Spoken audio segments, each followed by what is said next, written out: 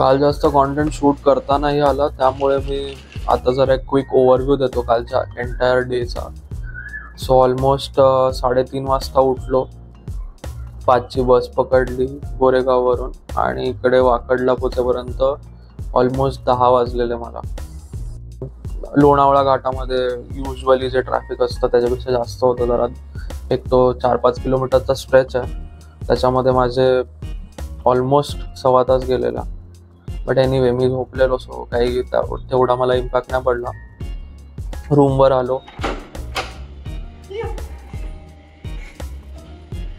भाऊ आले व्लॉग मध्ये.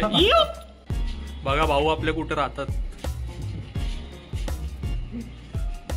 साधे सुद्धा नाही, शेट लोक आहेत. खाली 2-3 गाड्या बिड्या पार्क केल्यात. आपल्या भाऊंचा शुभ असते. माईकच्या अनव्हीलिंग होत्या. भाऊ आता त्यांच्या हाताने चार्ज करणार आहेत. शेंडगेनी माझ्यासाठी उपमा आणून ठेवलेला. मग आम्ही उपमा खाल्ला, गप्पा मारल्या थोडासा आणि लगेच लॉग इन केलं. बिकॉज 10:30 पर्यंत लॉग इन करावं लागतं. त्याचं लॉग इन थोडं लेट होता, बट त्यांनी पण लवकरच काम सुरू केलेलं. नंतर ऑलमोस्ट लंच केला. लंचला त्यांनी पनीर बिर्याणी आणि दाल खिचडी मागवलेली.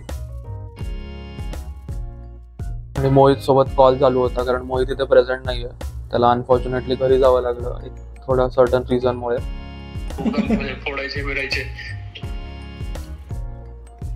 मग मोहितने आमच्यासाठी टेंडर कोकोनट आईस्क्रीम पाठवलं. मग ते पण आम्ही थोडंसं खाल्लं आणि मग परत काम केलं ऑलमोस्ट 7 वाजेपर्यंत.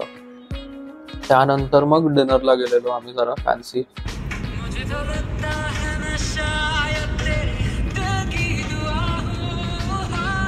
एशियन क्युझिन होतं. घरी आलो 12 वाजता वगैरे. परत मग गप्पा बिप्पा थोडंसं. सो वाजले झोपायला ऑलमोस्ट 2 वाजलेले. सो ऑल इन ऑल जर बघितलं तर किती 22-23 तास मी जागा होतो. त्याचा इम्पॅक्ट दिसतच असेल माझ्या चेहऱ्यावरती. सगळं मला पण हेवी फील होत आहे.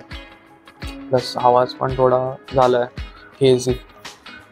बट ठीक आहे, काय हरकत नाही. सगळं इट्स ऑल गुड. काय गुड वाईब्स ओव्हरफ्लो तसलंच काहीतरी. आता आजचा दिवस जरा एकदम ॲक्शन पॅक्ट असणार आहे. बिकॉज शिंदे आणि संग्राम दोघं पण येणार आहेत आणि आम्ही 4 जण थोडंसं काही प्लॅन्स आहेत ते पुढे आपण दाखवूच. बाकी आता मी चिल करत बसलोय. तू बघू शकता इथे खाली पूल वगैरे आहे निवांत. आणि वेदर पण एकदम सॉर्टेड झालंय, मळवत आलाय प्रॉपर.